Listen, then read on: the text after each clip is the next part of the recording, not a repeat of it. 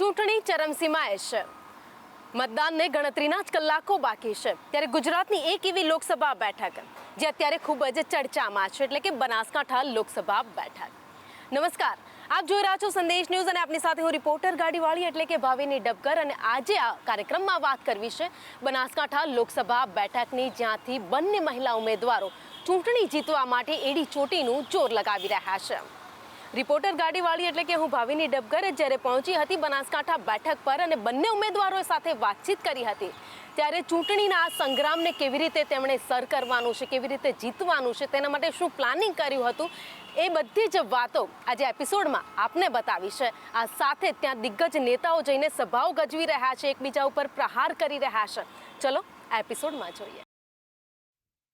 ભાજપ અને કોંગ્રેસ બંને પાર્ટીએ આ વખતે બનાસકાંઠા લોકસભા બેઠક પરથી મહિલા ઉમેદવારોને ચૂંટણી લડવા માટે મેદાને ઉતારી છે. ચૂંટણીનું આ મેદાન બનાસકાંઠામાં હાલ રણસંગ્રામ બની બેઠું છે, કારણ કે ચૌધરી વર્સિસ ઠાકોરનો આ જંગ ઉમેદવારોથી લઈ દિગ્ગજ નેતાઓ વચ્ચે જામ્યો છે. ઉમેદવારો એકબીજા પર વાકપ્રહાર કરી રહ્યા છે, તો દિગ્ગજ નેતાઓ સભા ગજવી ચૂંટણી મેદાનમાં ચોકાને છક્કા મારી રહ્યા છે. આજના એપિસોડમાં સૌથી પહેલા રિપોર્ટર ગાડીવાળી પહોંચી ભાજપના ઉમેદવાર રેખા ચૌધરી પાસે. રેખા ચૌધરી, જે બનાસની સૌથી મોટી બનાસ ડેરીના અધ્ય સ્થાપક ગલબા કાકાના પૌત્રી છે, જેમને આ વખતે ભાજપે ટિકિટ આપી છે. તેમણે અમારી સાથે વાત કરતા કોંગ્રેસના ઉમેદવારને કેવી રીતે ટક્કર આપશે તે જણાવ્યું. આ સાથે જ બનાસની કેટલીક સમસ્યાઓ છે તેને લઈને પણ વાત કરી. પહોંચી ગયા છે રેખાબેન. રેખાબેન, નમસ્કાર. નમસ્કાર. કાર્યકર્તાઓના ભરોસે આ વખતે ચૂંટણી લડી રહ્યા છો, શું કહેશો? કાર્યકર્તાઓના સંગઠન ઉપર કેટલો ભરોસો છે? મારો પરિવાર 3 પેઢીનો રાજકીય રીતે, સહકારી રીતે આ સાથે જોડાયેલો છે, એટલે એનાથી તો હું બહુ સારી રીતે પરિચિત જ છું. અને મોદી સાહેબે જે એક મહિલાની પસંદગી ભારતીય જનતા પાર્ટીમાં પ્રથમવાર જે મહિલાની પસંદગી કરી છે, તે બદલ મને લોકો પર પૂરો વિશ્વાસ છે કે મારી જોડે આશીર્વાદ રાખશે અને બહુ મોટી વિજય લીડથી અમે જીતી અને એક કમળ મોદી સાહેબના ચરણોમાં બનાસકાંઠા વતી ધરાવીશું. શું લાગે છે, તમે જીતનો તો દાવો અત્યારથી જ કરી દીધો મારા પહેલા જ સવાલમાં, પણ કયા એવા પ્લાનિંગ છે, કયા એવા પ્લોટિંગ કર્યા છે, કઈ એવી વાતો છે જેના થકી લોકો વચ્ચે પહોંચશો અને ચૂંટણી જીતશો? જે વિકાસના કામો થયા છે, તમે જોયો છો કે બનાસકાંઠા તો સરહદી જિલ્લો છે અને સરહદની સુરક્ષા એ બહુ અગત્યની વસ્તુ છે. અને મોદી સાહેબના નેતૃત્વમાં આપણે બહુ સારી રીતે સરહદ સચવાઈ રહી છે અને નળાબેડનો વિકાસ તમે જોયો છે, એના કારણે લોકોને બહુ સારી રોજગારી મળી છે. અત્યારે તમે અંબાજી આબુ રોડ તારંગા જે રેલવે લાઇનનું કામકાજ ચાલી રહ્યું છે, એના કારણે પણ દાતા વિસ્તારમાં લોકોને રોજગારી બહુ સારી રીતે મળશે અને ટુરિઝમ ડેવલપમેન્ટ પણ એના કારણે બહુ સારી રીતે થશે એવો મારો પૂરેપૂરો વિશ્વાસ છે. તો તમને શું લાગે, ડેવલપમેન્ટની વાત કરી, પાણી તો નથી પહોંચતું બનાસકાંઠામાં? કોઈ પહોંચી જ ગયું છે, તળાવો થઈ ગયા છે, નર્મદાનું પાણી છે, સુઈગામ ધાનેરા આ વાવ થરાદ સુધી પહોંચી ગયું છે. સુઈગામમાં ઘણા એવા ઘર છે, સુઈગામનો બોર્ડરનો જેટલો વિસ્તાર છે, આજે પણ ત્યાં પાણીની સમસ્યા છે, આજે પણ નથી પહોંચતું બેન. પાણી પહોંચ્યું છે અને જ્યાં નહીં પહોંચ્યું ત્યાં જરૂરથી પહોંચાડવાના પ્રયત્નો કરીશું. અને મોદી સાહેબના નેતૃત્વમાં વિકાસની સાથે એના સાથે કદમ અને કદમ મિલાવીને આગળ વધે એ રીતે બનાસકાંઠા જિલ્લો પણ આગળ વધે એ રીતે પ્રયત્ન જરૂરથી કરીશું. રેખાબેન કયા કામ કરશે? રેખાબેન પ્રજાના કામ કરશે, લોકસેવાના કામ કરશે. મારા દાદાએ જે કામ કર્યા છે એને આગળ વધારીશ, સેવાનો વારસો આગળ વધારી દઈશ અને લોકોની સેવા કરવા માટે હું તત્પર છું. કયા એવા પ્રયત્ન કરશો કે આ રાજ્યની જનતા, આ સાથે જ ખાસ બનાસકાંઠા જિલ્લાની જનતા તમારી સાથે જોડાય? જે પણ બનાસકાંઠાને લગતા કેન્દ્ર સરકારની અંદરના જે પ્રશ્નો હશે, જે યોજનાઓ હશે, નેશનલ હાઈવેની હશે, રેલવે બ્રિજની હશે, એને હું આગળ ધપાવવા, એને વધુ સારી રીતે ડેવલપ કરવાનો જરૂરથી પ્રયત્ન કરીશ. મહિલા વર્સિસ મહિલાનો ચહેરો છે આ બેઠક પર, ગેનીબેનને કેટલો મોટો પડકાર માનો છો? મને જે આશીર્વાદ મળ્યા છે, ગઈકાલે જ મેં 450 કિલોમીટરનો પ્રવાસ કર્યો, થરાદ, વાવ, સુઈગામ અને ભાભર, એમાં એટલી સંખ્યામાં, મોટી સંખ્યામાં વડીલો પણ ઉપસ્થિત હતા, ભાઈઓ બહેનો ઉપસ્થિત હતા. એમની લાગણી જોઈને મને એમ લાગે છે કે આપણે બનાસકાંઠા વતી એક ભવ્ય વિજય મેળવી અને મોદી સાહેબના હાથ મજબૂત કરી અને એક કમળ બનાસકાંઠા વતી એમના ચરણોમાં જરૂરથી ધપાવીશ. સીપુ ડેમ અને દાંતીવાડા ડેમ, આના પાણી લોકો સુધી પહોંચાડવા માટે કઈ એવી ખાસ યોજનાઓ શરૂ કરવામાં આવે જેથી કરીને કેન્દ્ર સરકાર અંતર્ગત એના માટે જે પણ કામો કરવાના થતા હશે એમાં હું જરૂરથી એમની સાથે ઊભી રહીશ અને જરૂરથી સહયોગ આપીશ. શું પ્લાનિંગ શું છે એ પહોંચાડવા માટે, કેવી રીતે પહોંચાડશો? મોદી સાહેબના નેતૃત્વમાં વિકાસના જે દેશ હરણફાળ ભરી રહ્યો છે એની સાથે એની જે પણ યોજનાઓ હશે એને આગળ લાવવાનું કામ હું જરૂરથી કરીશ. ગલબા કાકાને કદાચ કોઈ ન ભૂલી શકે. ગલબા કાકાનું ઋણ આ બનાસકાંઠા જિલ્લા પર ઘણું જ રહ્યું છે. એક એક વ્યક્તિ એમનો ઋણી છે. પણ ગલબા કાકાથી લઈને તેમણે શરૂઆત કરેલી ડેરી વ્યવસાયની, ડેરી વ્યવસાય સાથે આપ પણ કદાચ જોડાયેલા છો, આપનો પરિવાર પણ જોડાયેલો છે. ડેરી વ્યવસાય સાથે જોડાયેલા જે વ્યક્તિઓ છે એમના મત તો કદાચ મળી જશે રેખાબેનને, પણ જે અન્ય લોકો છે જે ડેરી વ્યવસાય સાથે નથી જોડાયેલા એ લોકોના મત લેવા માટે એવું તો શું કરશો? મોદી સાહેબે જે વિકાસના કામો કર્યા છે અને મારા દાદાનું જે સૂત્ર હતું કે મારા બનાસકાંઠા જિલ્લાની છેવાડાની બહેન પણ એવો મારે કંઈ ધંધો વિકસાવવો છે કે પોતાના દાંતડાના હાથા વડે પોતાનું જીવન સમાનભેર જીવી શકે. અને એ જ રીતે તમે જોઈ રહ્યા છો કે આજે બનાસકાંઠા જિલ્લાની છેવાડાની બહેનો પણ પોતાના પશુપાલકના ધંધા ઉપર પોતાના બાળકોનો ઉછેર સારી રીતે કરી શકે છે અને સ્વનિર્ભર જીવન જીવી શકે છે. પશુપાલનની તમે વાત કરી, ખેડૂતોને હજુ પણ દૂધના ભાવ ઓછા મળે છે. ઘણી બધી જગ્યાએ ખેડૂતો બૂમો પાડે છે કેટલી પાકના એવા પોષણક્ષમ ભાવ નથી મળી રહ્યા. એના માટે હું જરૂરથી પ્રયત્ન કરીશ કે એમને જે જોઈએ છે એ રીતે એમને મળી રહે. એના સાથે હું કદમથી કદમ મિલાવીને એમની સાથે ઊભી રહીશ. બેન, વાત પ્રવાસન સ્થળની પણ કરીએ કે બધા જ જે જિલ્લાઓ છે ધીરે ધીરે પ્રવાસન સ્થળ તરીકે વિકસી રહ્યા છે, તો બનાસકાંઠા જિલ્લો પણ પ્રવાસન સ્થળ તરીકે વિકસે એના માટે શું પ્લાન છે? તમે જોયું છે કે સરહદી વિસ્તારમાં નળાબેટનો જે વિકાસ થયો છે અને એના કારણે લોકોને રોજગારી મળી છે, એવો હજી નળાબેટમાં વધારે પણ કંઈક થઈ શકે એના પ્રયત્નો હું જરૂરથી કરીશ. અને બીજા પણ પ્રવાસન સ્થળોનો વિકાસ થાય બનાસકાંઠામાં એવા મારા પ્રયત્નો જરૂરથી રહેશે. જેસોડ જેવું અભયારણ્ય તમારી પાસે છે, ખૂબ જ સુંદર, પણ ત્યાં કનેક્ટિવિટી હજુ પણ ઓછી પડે છે જેના કારણે લોકો જઈ નથી શકતા. જેસોડનો વધારે વિકાસ થાય એવા મારા પ્રયત્નો જરૂરથી રહેશે અને એના વિકાસના કામોની હરણફાળ આગળ વધે એવા મારા પ્રયત્નો જરૂરથી રહેશે. તમે અમારી સાથે જોડાયા, અમારી સાથે વાતચીત કરી એ બદલ ખૂબ ખૂબ આભાર. આપનો ખૂબ ખૂબ આભાર. તમે તમારો કિંમતી સમય મને આપ્યો. ખૂબ ખૂબ આભાર. ભાજપ પર આકરા પ્રહાર કરવા માટે જાણીતા અને કોંગ્રેસના ફાયરબ્રાન્ડ નેતા તો બનાસની બેન બનીને લોકો વચ્ચે મત માંગવા માટે પહોંચેલા ગેનીબેન ઠાકોર પણ અમારી ગાડીની સવારીમાં જોડાયા. આજે પણ પછાતપણાથી પીડાતા બનાસને આગળ લાવવાની વાત સાથે કેવી રીતે ભાજપના ગઢમાં ગાબડું પાડવાની ગેનીબેને અમારી સાથે વાત કરી. ચૌધરી વર્સિસ ઠાકોરનો જંગ છે, શું કહેશો?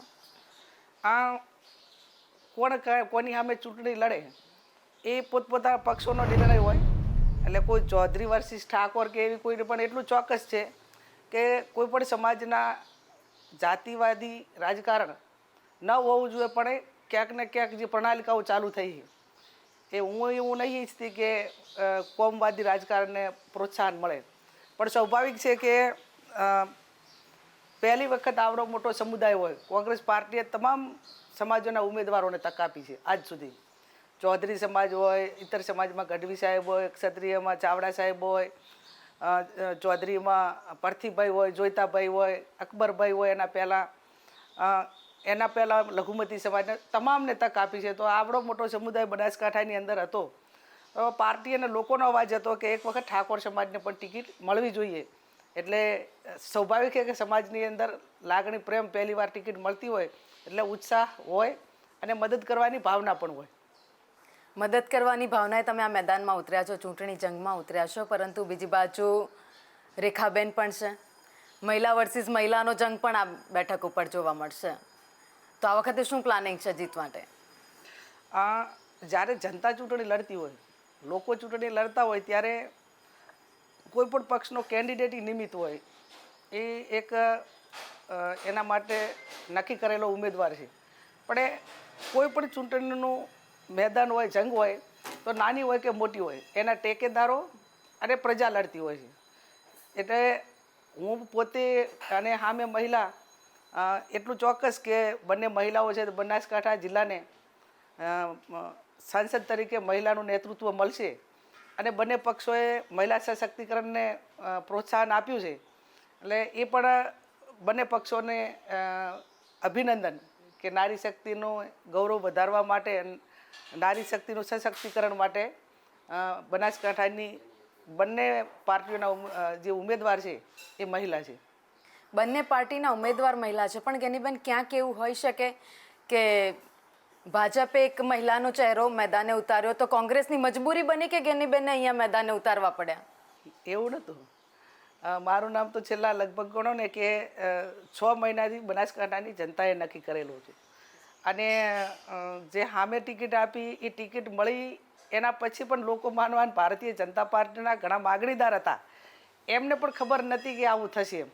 એટલે એમના વગર પણ 50 જેટલા લોકોએ કે જે વર્ષોથી પાર્ટીમાં ભોગ આપ્યો હોય અને આશાવાદી હોય, રાજકીય રીતે અનુભવી હોય એવા લોકોએ ભારતીય જનતા પાર્ટીમાં ટિકિટ માગી હતી. પણ ખેર એમના સપના કઈ રીતે રોળાઈ ગયા એ એમનો ભારતીય જનતા પાર્ટીનો વિષય છે. શું લાગે છે કયા મુદ્દાઓને લઈને લોકો વચ્ચે જશો? મેં અગાઉ કહ્યું એ પ્રમાણે જાહેર જીવન મારો 28 વર્ષનો અનુભવ, લોકોનો પ્રેમ, લોકોના અનેક પ્રશ્નો ઉઠાવવામાં આજ સુધી મહિલાઓની સલામતીની વાત હોય, ખેડૂતોની વાત હોય, એજ્યુકેશનની વાત હોય, ગવર્મેન્ટના જે સેક્ટર છે એની અંદર ભ્રષ્ટાચાર અને ક્યાંક ને ક્યાંક એમાં ક્વોલિટી કઈ રીતે આવે, તો એમાં વિધાનસભાનું ગૃહ હોય કે મીડિયા હોય કે આમ પ્રજા હોય એ ખુલ્લા દિલથી અને કોઈ પણ ભય વગર લોકોનો અવાજ એ સરકાર સુધી પહોંચાડવા માટેનો કાયમી પ્રયત્ન કર્યો છે. બીજું કે બનાસકાંઠાના 14 તાલુકામાં કોઈ એવો તાલુકો કે કોઈ એવું ગામ નહીં કે જે મને ના ઓળખતા, હું 5-25 લોકોને ગામ દીઠ ન ઓળખતી હું એવું પણ નથી કે જે સતત કાયમી લોકો વચ્ચે રહી છું.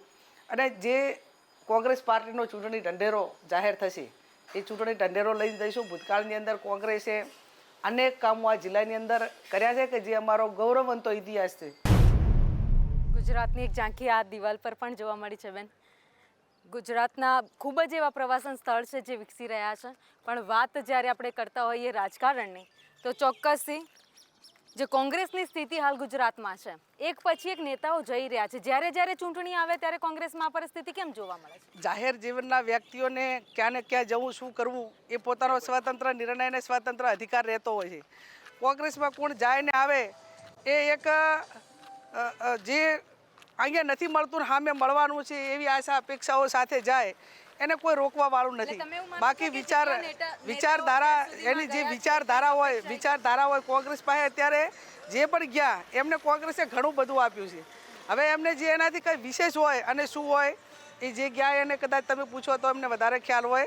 એમને મુબારક. એટલે તમે એવું માનો છો કે બેન કે અત્યાર સુધી વિચારધારા સાથે સંકળાયેલી હોય અને જે તે વિસ્તારના લોકોએ એમને આશીર્વાદ આપ્યો હોય તો જ્યાં સુધી એની ટ્રમ્પ પૂરી ન થાય ત્યાં સુધી એના મતદારો સાથે વિશ્વાસઘાત કરવો, કાર્યકરો સાથે વિશ્વાસઘાત કરવો એ હું માનું ત્યાં સુધી એક જાહેર જીવન અને એક લોકશાહી માટેનું એક કલંક હું માનું છું એને. ચૂંટણી જીતવા માટે કેટલાનો લક્ષ્યાંક છે? જીતવા માટેનો અમારો લક્ષ્યાંક પ્રજાના આશીર્વાદ હોય. જે બનાસકાંઠાની જનતા 18 આલમ અને કોંગ્રેસના તમામ આગેવાનો તાકાતથી ચૂંટણી લડશે અને 100% બનાસકાંઠાની જનતા કોંગ્રેસને આશીર્વાદ જે એમાં અમે ભારતીય જનતા પાર્ટી તેવા ગપ્પા મારવા વાળા નથી કે અમારો 5 લાખનો લક્ષ્યાંક. જનતા જનાદેશ પૂરી તાકાતથી અમને સમર્થન આપશે, દિલથી આપશે, લાગણીથી આપશે અને વિજયનો વરઘોડો એ બનાસકાંઠા કોંગ્રેસના કાર્યકરો અને બનાસકાંઠાના જનતાના આશીર્વાદથી વિજયનો વરઘોડો કોંગ્રેસ પાર્ટીનો નીકળશે. ગેનીબેન, અમારી આ સવારીમાં તમે જોડાયા. Thank you. બંને ઉમેદવારો એડી ચોટીનું જોર લગાવી મેદાને ઉતરી ગયા છે. બસ ગણતરીના કલાકો મતદાનને બાકી છે, ત્યારે કોઈક ઉમેદવારે મામેરામાં મત માગ્યા તો કોઈક ઉમેદવારે બનાસની જનતા પર પોતાનો વિશ્વાસ વ્યક્ત કર્યો.